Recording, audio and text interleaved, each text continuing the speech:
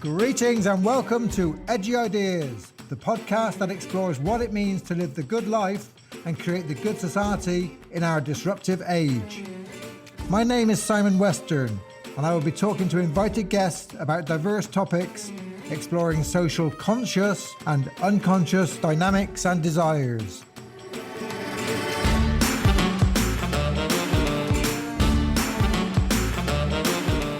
Edgy Ideas is proudly sponsored by the Eco Leadership Institute. We offer coach and leadership training courses, and we have a vibrant community of practice where international members join once a month for a webinar. Our focus is on co-creating the good society. To find out more, go to www.ecoleadershipinstitute.org, and to read my polemic blogs and essays, go to Simon Western at Substack. Thank you for listening.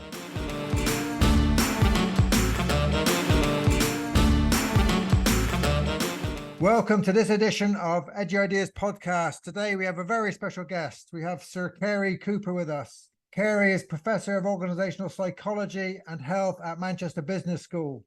He's a founding president of the British Academy of Management, past president of Relate and of CIPD. He's a founding editor of the Journal of Organisational Behaviour.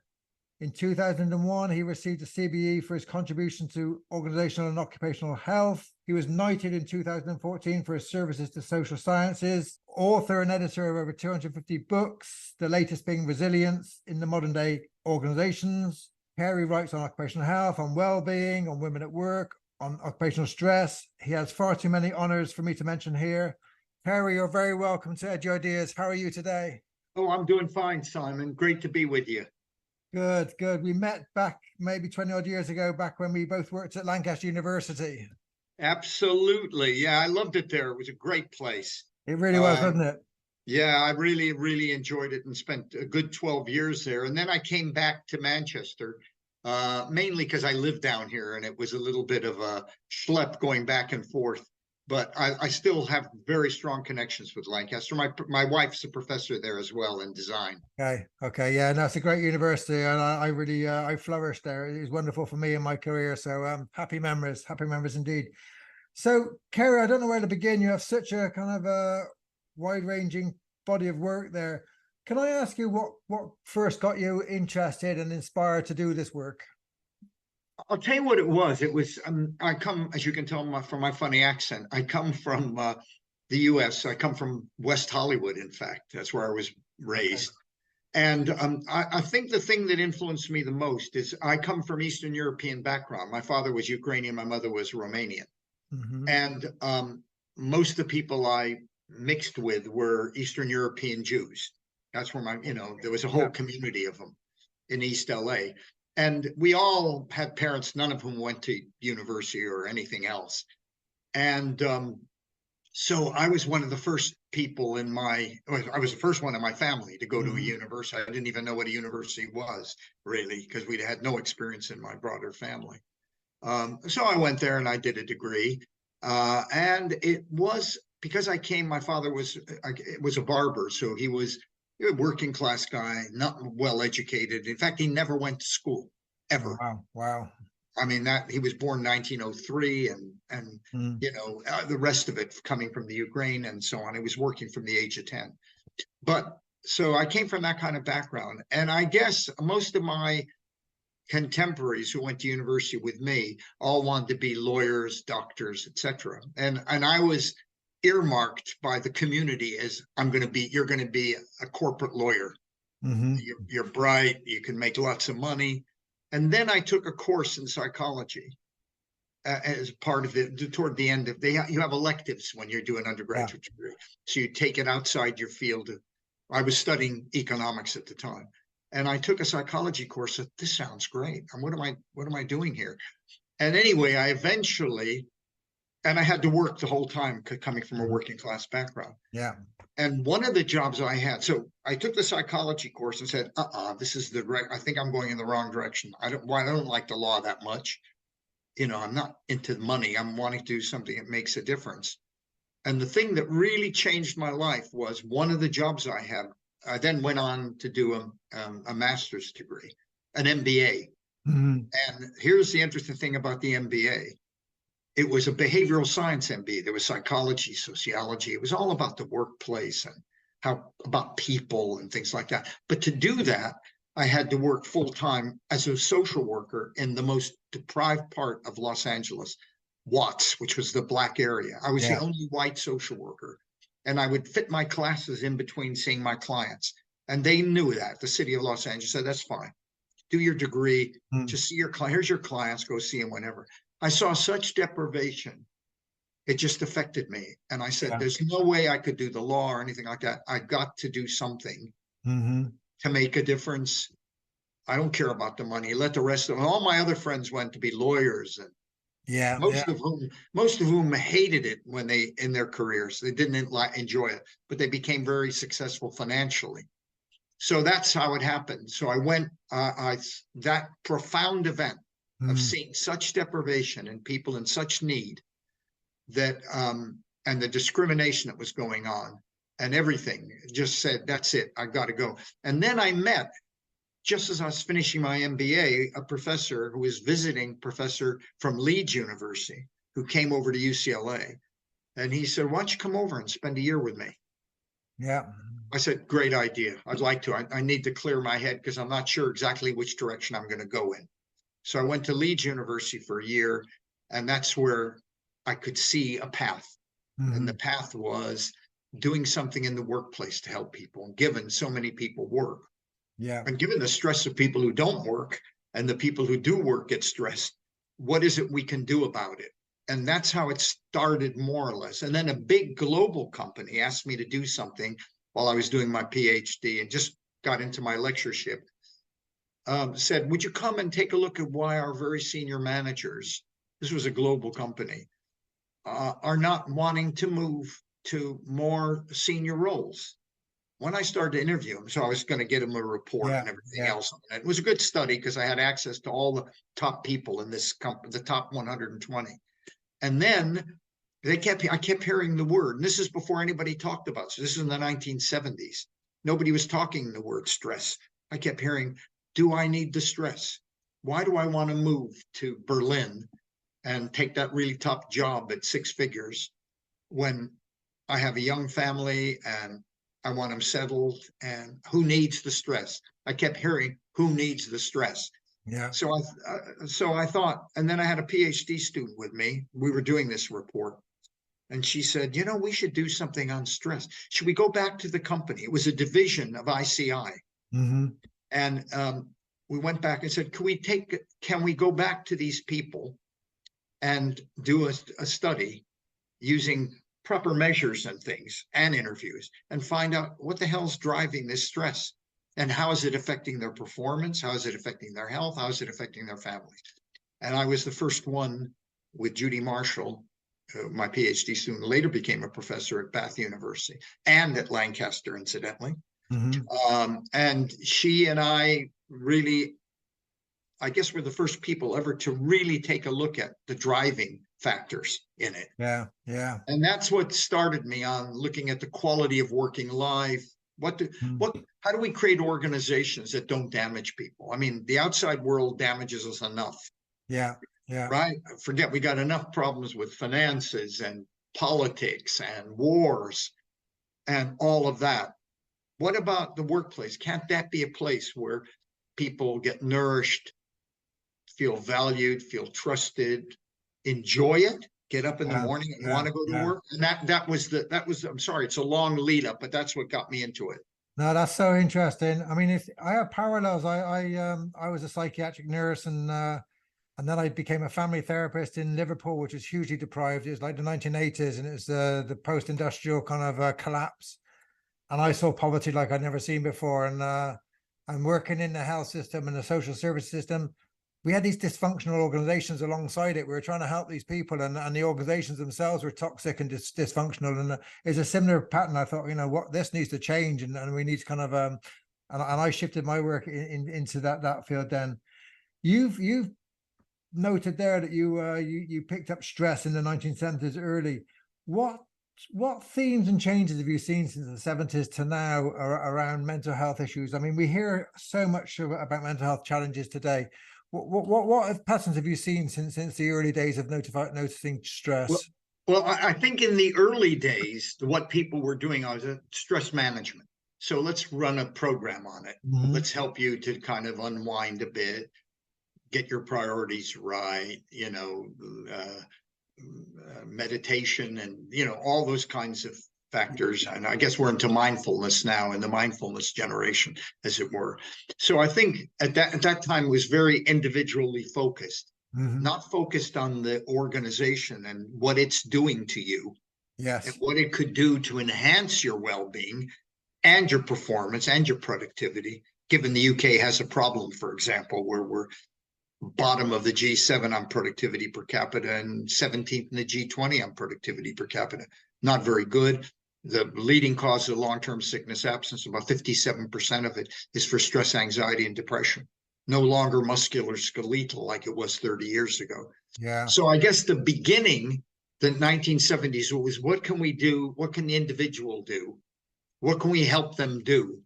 And any kind of technique, and let's find a one size fits all, and maybe that'll solve the problem, without thinking about what the actual culture of the workplace was and how that could be damaging. So what I've seen is a progression toward just stress management at an individual level to much more interest and a really important development this into how do we change workplaces for the better. Yeah. How do we get, as the CIPD call it, good work? Mhm. How do we move in the direction of creating environments where people feel valued, trusted, rewarded, all that kind of thing that makes them motivated, Yes. feeling good about life, glass half full rather than glass half empty.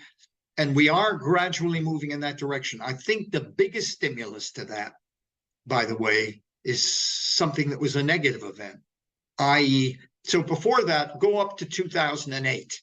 Mhm. And it was iterations of that: stress management, let's control that, make sure people prioritize their work so they don't have overload, et cetera, all the factors that cause it. 2008 was a profound change. That was a recession. It wasn't a recession, it was a depression. Yeah. That was bad. 30-40% of people in all sorts of sectors, for example, the finance sector, lost their job. Profound effect. Mhm. So during that period of 2008 to say 2012, where it was still pretty bad, what I think you found is organizations started to think, hey, wait a second, we've lost so many people. We're very lean and mean now. How do we retain and attract people? Yeah. From on. Yeah. And I think the mindset of senior people began to change. At the same time that was happening, by the way, we're getting more younger people in senior roles, like CEO roles and board level roles, and senior leadership team roles, which was really good. So we had a mindset change in the people who were going into senior roles in both the private and the public sector. Plus, we had that major event occur.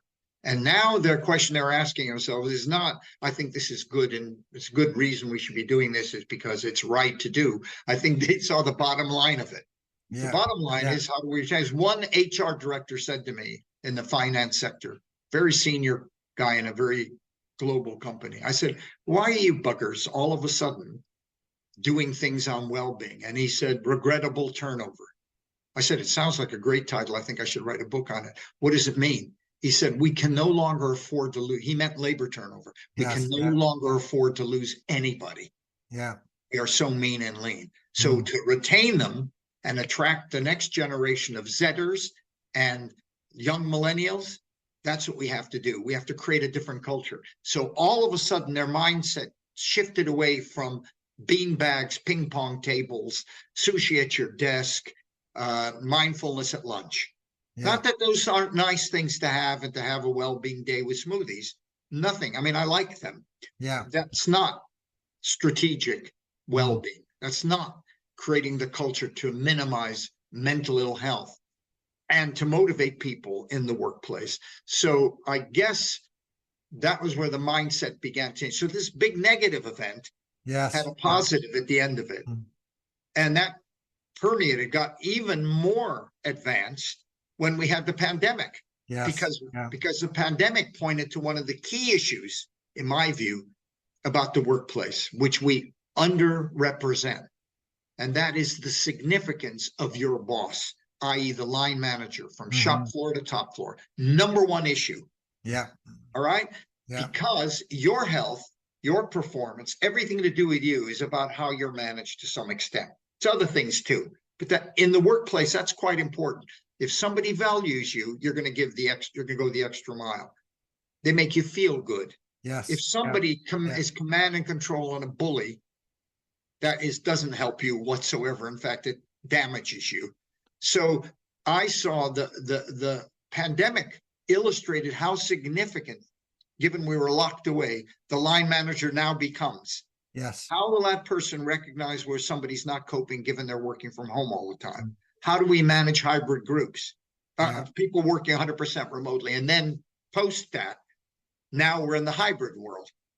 And if you don't have an EQ'd, an emotionally intelligent line manager, you're dead. Because they have to manage hybrid workers. They have to be people who see that Simon, I saw Simon in that meeting and he's just not himself. He's being very quiet when usually he's involved. I wonder if something's wrong with him. I think off-piste, I'll go and call him up. Yeah. You know what I mean? Absolutely, we need more socially skilled line managers. And I think that hyped it up further to say, hey, now we're going to start looking at the individual elements that make up a well-being culture. It's not just, it's about the hours you work. It's about teamwork. It's about flexible working, but it's also about having a different kind of line manager and training them. Because if you think about it, Simon, and this has always worried me, in the UK and the developed world, not just the UK, people are promoted and recruited to managerial roles based on their technical skills, not their people skills. Sure. It's not, that doesn't come into it. You're a great marketeer, so we'll make you marketing director. Yeah. You're a great classroom teacher, we'll make you a head. That is not right. What you have to get is parity between people who get managerial roles internally or recruited outside. There has to be parity between their people skills and their technical skills. They have to have the technical skills. There has to be parity between the two. And that, to me, is something they now have said, yep, we get it. These two negative events have turned us around. They've reset the workplace to look more at the substantive issues rather than just scatter beanbags around the office and ping pong tables. I mean, that's a very, very pertinent observation. I mean, I've been working as a consultant in a major car manufacturer in the US, in health sector, in the humanitarian sector, and in one of the leading tech companies. And you're absolutely right that kind of a line manager role in all those different sectors is absolutely vital. That's the unchangeable. That really makes a big difference, whether the team's functioning, whether individuals are feeling motivated, feeling cared for, feeling held, feeling contained, as we say in psychoanalysis. It's in all the different sectors, that role is absolutely pivotal, isn't it? You know something is really funny. So we have a productivity puzzle in the UK. Okay. So our productivity is the bottom of the G7, as I said, 17th in the G20. And what are we doing about it as a country? We're saying we need better broadband. We need better equipment. Nobody mentions we need better people who manage other human beings. Yeah. That doesn't, they put that down because you know why? Because that's harder to do. You have to spend some time on getting those kind of people in managerial roles. It's a longer term thing.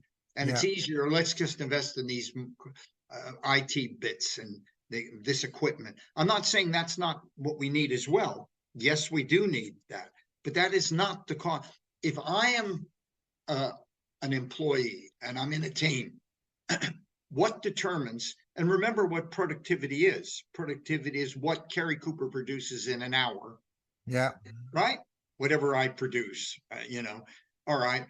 And that production is to some extent how much I'm motivated by my line manager, by my team, by everybody around me. It's about people. Yeah.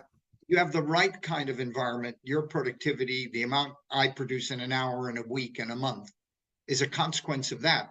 The equipment helps me, it's an add-on.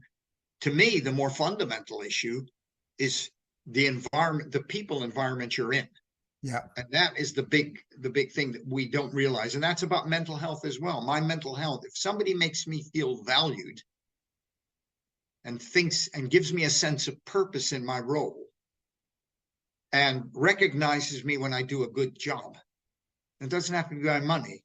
Cary, that was really a good thing. I read that thing you wrote. That was fantastic. I saw your lecture. It was really good. But I mean, not have a nice day American style, but genuinely they mean it. I think that is so important. Yeah. And we're just on the verge of getting there, where organizations in the private and the public sector understand that significance, but they haven't done the big leap yet. No. But they're in the process of doing it. Yeah. I don't know what your observations are, but in the workplace, I'm finding quite a great level of disenchantment, I would call it, where we're in the public, private sector, non-profit sector. People want to do well. They want to kind of have purpose. They want to kind of feel engaged. And at a surface level, they put on a performance. But you talk to them in coaching sessions and one-to-one, and there's an awful lot of disenchantment. People feeling like they can't perform to the levels they'd like to. They can't get engaged to the levels they'd like to. What's your thoughts on that? Well, I think you're right. But who's responsible for that? I mean, you have some responsibility, right? Mm-hmm. You have a responsibility to let your line manager, whoever your team leader, whoever that is, to know that you don't feel that you've got enough, that you want more creative work, you want more challenge, you want this, you want that. But unless so it's up to you partly to open your mouth.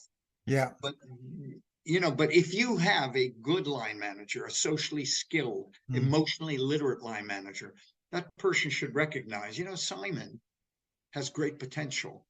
Well, I mean, come on, I'm going to give him that challenge. Yeah. I think, or at least I can talk to him. His behavior's changed. Yeah. I recognize it because I'm socially literate. I'm not just a bottom line guy who says that was Simon's objectives and he hasn't reached them. Yeah. So I better talk to him and tell him, find out why the hell he's not doing it. Yeah. And I'll be pretty heavy on him to get to do it. That's not going to make you do it. So I think you're absolutely right. I see a lot of it. And I think it's a malaise we have, well, particularly in the UK, with such poor political leadership that we've seen over so many years. I think that's actually, I'm not making a political, maybe I am making a political statement, but anyway, I think the leadership is so palpably bad at a political level for now a good 10 years, let's say, that it's dampened the morale of everybody. Yeah. And I think that's fed into the workplace as well, where business leaders don't feel they can do what they need to do. I mean, we've got Brexit, we've got things that have tied their hands and made it difficult for them. So if you think about business leaders, funny enough, they're influenced by government policy, right? Yeah, sure. If they get frustrated and lack morale and have less morale and less get up and go, that will seep down the organization as well. So I suspect, because morale is pretty poor in British business, I think. And we're out of Europe. We just heard today, in fact, funny enough, the IMF said in the G7 we're going to be the bottom next year, the total bottom. We're already at the bottom. We're just staying at the bottom. Okay, that doesn't help morale of people. No. And if we had better leadership in businesses, we got to get the senior leaders to be more positive. Yeah. If they can do, we have quite a few who are out there. The good news is we have younger people in senior roles. They tend to be more resilient, and we need more women in the senior roles, because I think they have. I'm going to say something very controversial, but I don't give a damn. Which is, I think more women have higher EQ than men on balance. And the more emotional intelligence. We need more women in leadership roles. You know why? They have the better qualities than the bulk of men do. And men can have these qualities, but we have to find the right men in these roles who have those kind of things. And I don't think we have valued that in the past. And No, we I need to mean, value it. I think socially men have had it conditioned out of them, and women, you know, the nurturing role that they've been socialized in that way, and I think that they bring that to the workplace. They bring the nurturing role to the workplace. Yeah, And nurturing is what we need. We need to nurture people, make them feel valued, trusted, give them autonomy to do things rather than micromanage them.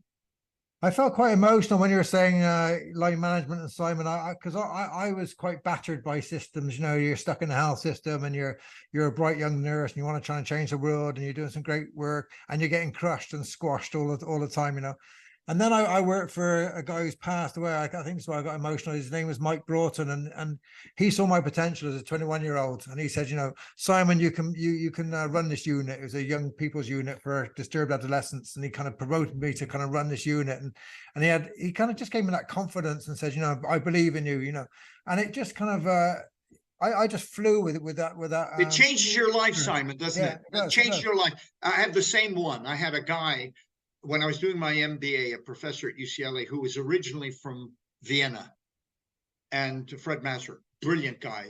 And I'm doing my MBA with him, and he says, "You've got something in you, Cary. I'm going to mentor you." And a really distinguished guy, lovely man, European, real European. He says, "The one thing that's going to happen is you're going to go on for a PhD." Me?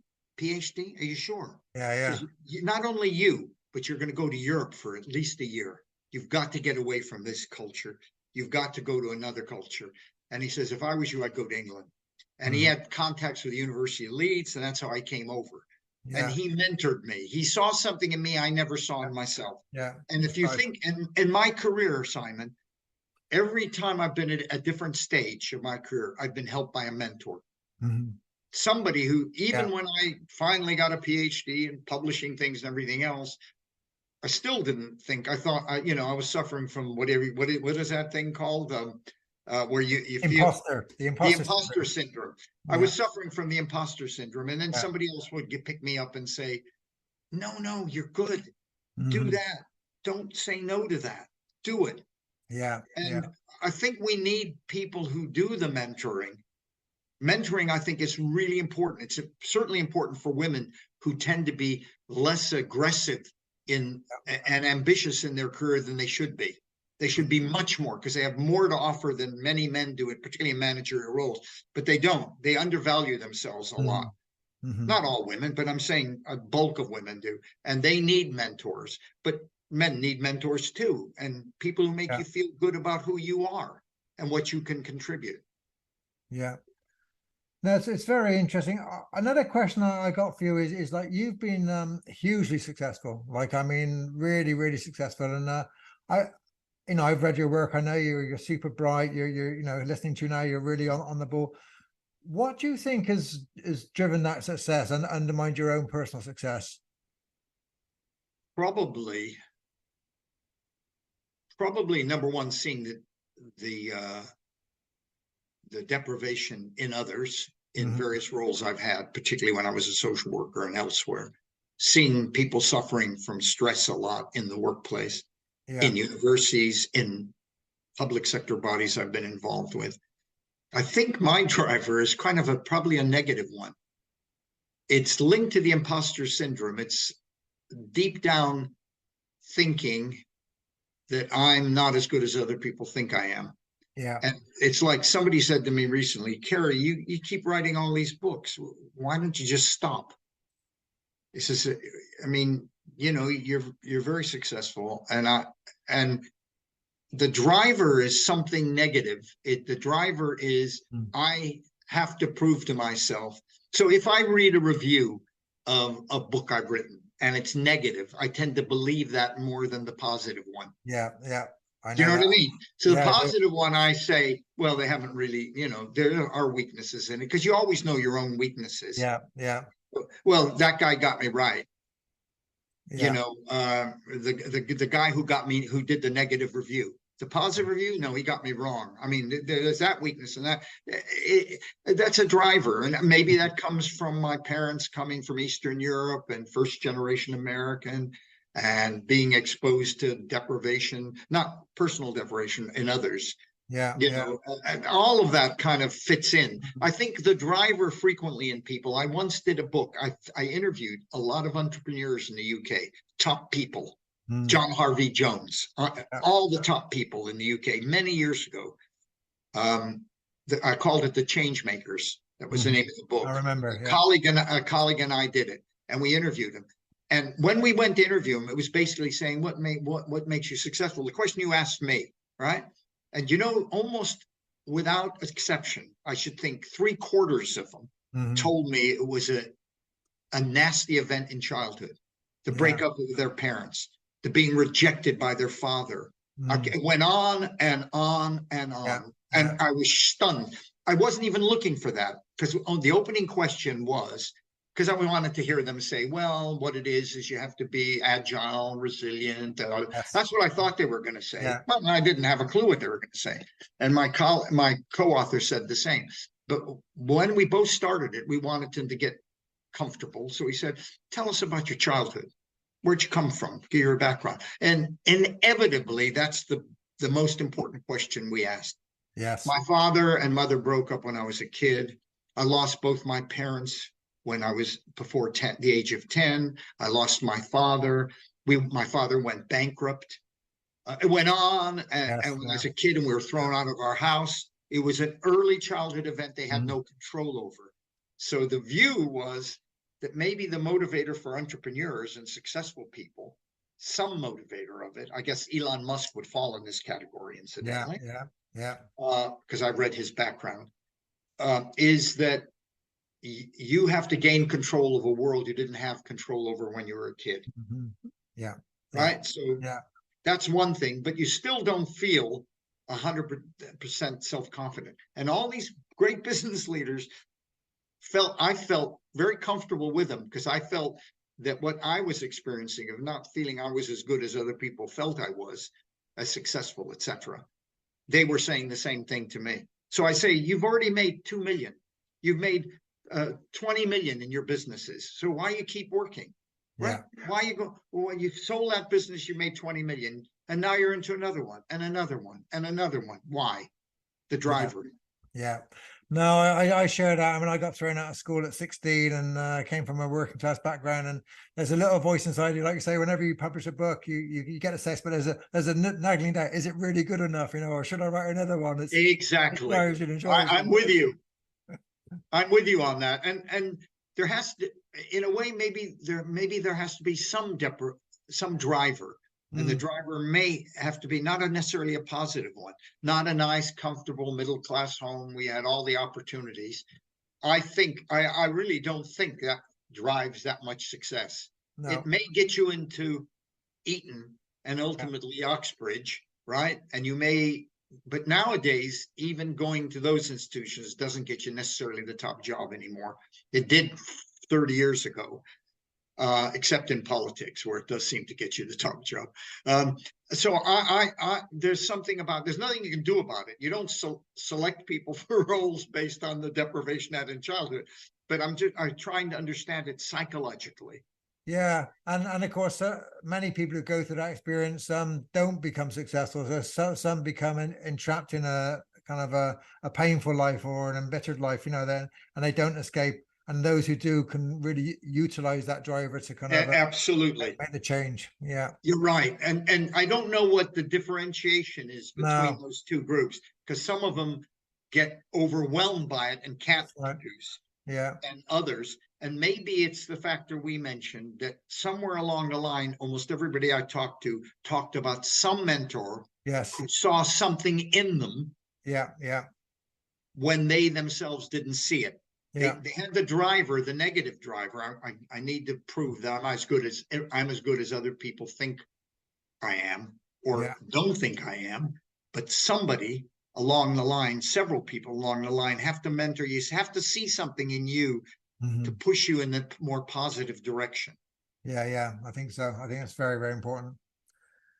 Cary, there's one other thing I wanted to ask you, thinking about kind of psychological well-being in the workplace. So we have this environmental crisis, and there's a lot of talk of doomsday, and we have this kind of hanging over us, you know, the climate change or climate warming. Do you think that has an impact on the general population you mix with in the workplace? Do you think that, or do you think we defend ourselves against it and kind of push it away? Well, I think it's important. And now a lot of people, I run this National Forum for Health and Wellbeing at Work.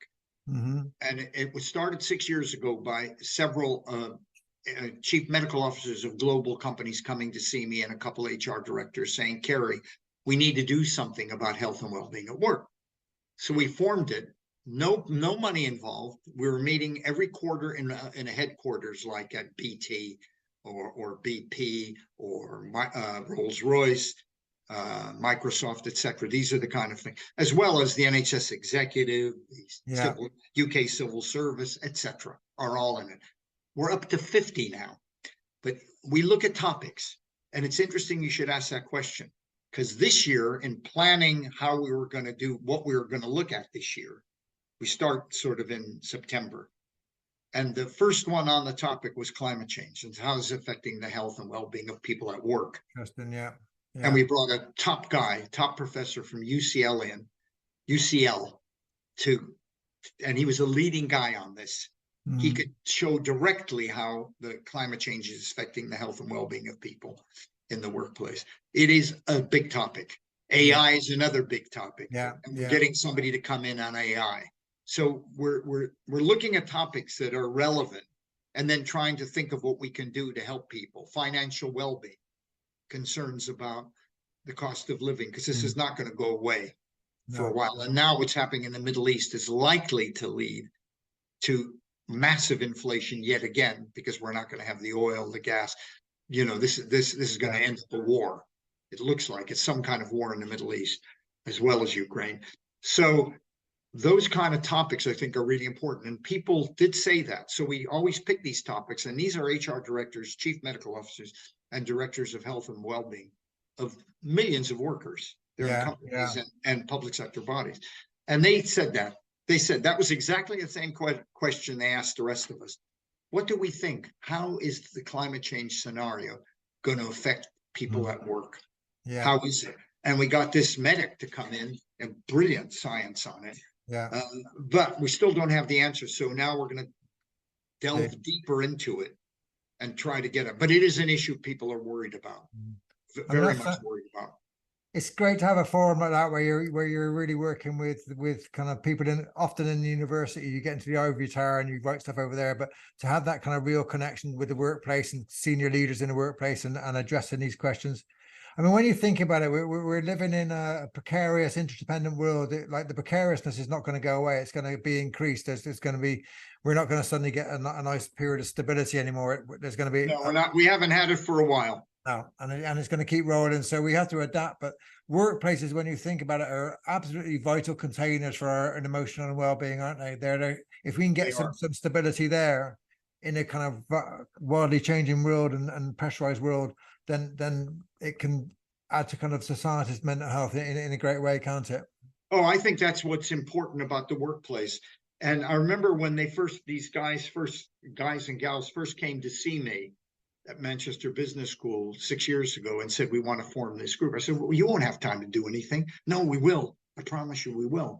And what they were saying is, if you think about how many hours we spend at work, work is critical.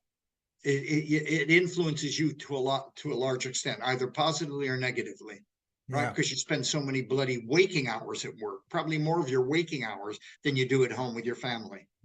Therefore, at least in the world we can partly control, let's get some action done.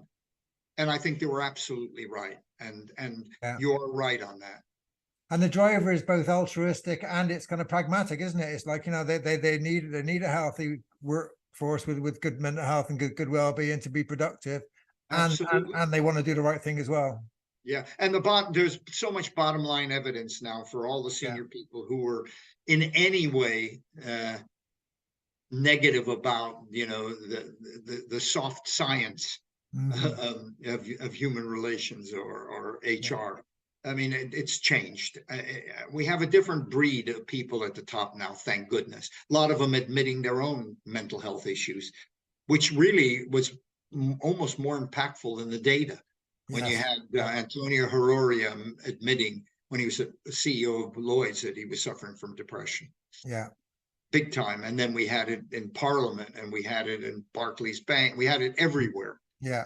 We were starting to be open up. Senior people. The minute that happened, then other people below them felt, I can talk about this now. That's I right. can begin to talk about it. That's right. One question about the I hear a lot about kind of a new generational workforce, and like people are talking about a big gap between their expectations and what existed before. What's your view of the new generation coming into the workforce, and how their expectations of work are different? It's interesting this because they're called by the older dinosaurs as snowflakes. Yes. Right. In other words, they'll flip from one job to another job, one organization to another. Rightly so. They are not prepared to tolerate what their parents tolerated and got dumped in 2008 when we had a financial crisis. Their parents committed to the organization. Organization said, sorry, we can't, we have to keep the labor costs down. Goodbye.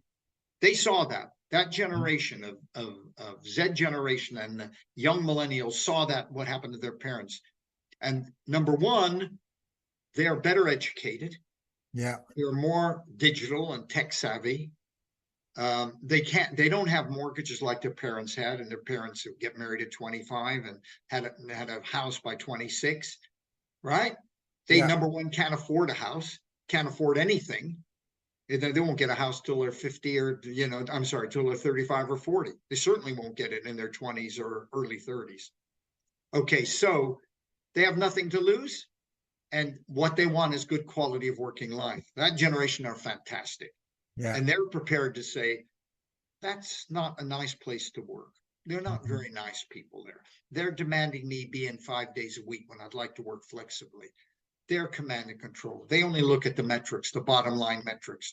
They don't care about me. They don't give me the kind of training I need. They don't ask what I need. They just use me. Yeah. And they have a very good brand, and yes, they pay well, but I want to enjoy my job. I want to get in the morning, and I want to have a sense of purpose. I'm doing something for the wider society. Yeah. So those Zers, the Z generation, young millennials, are our future, and they've got the right balance, and they have the right value systems.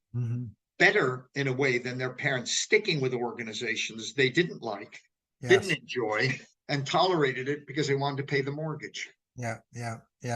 Very interesting. Cary, it's been a brilliant conversation. We're coming to the end. I ask guests 2 questions at the end of the podcast. Through your work experience and your life experience, what does it take to live a good life and to create a good society? They're big questions. Yeah, they are big questions. Thank you very much indeed. I think the most important thing is, what can you do as a person? And just being kind to other people. It's not easy. Yeah. With all the stresses and strains, being kind, that is infectious. Yes. If you're kind, you know what I do now? There are times when I get really pissed off, excuse me, the language. I get really angry with somebody. I stop myself and I think, I'm ready to blow at this person for doing that. And I'm not going to do it, because what if that was my daughter? Because I have 4 kids, and somebody did that. What I'm about to do to this guy, somebody did to my daughter. Yeah, it would be devastating. I'd be very upset. Therefore, I stop myself. I say, just be calm when it comes to that relationship. Be helpful, kind, supportive, and there are certain people you'll never change. Yeah, that's right. Right. They're glass half. For me, it's glass half empty types. Yeah. I can't cope with them. Why you can't do something? Oh no, we tried that 12 years ago. Oh no, it'll never work. Mainly, they don't want change of any sort. So instead of getting angry with them or fuming inside, I just avoid them. Yes. Yeah. For the ones I think there's no way they're going to change. Sure. But the majority of people are changeable. You know, they may say one thing, but basically you can convince them, or you can come to a compromise. So I think being kind to people is a really good recipe, because if we had more people doing that, and it's infectious kindness. It is indeed. And you've been very kind to give us your time. So thank you very much. It's been a great conversation. Really lovely. Take care. Thanks, Simon.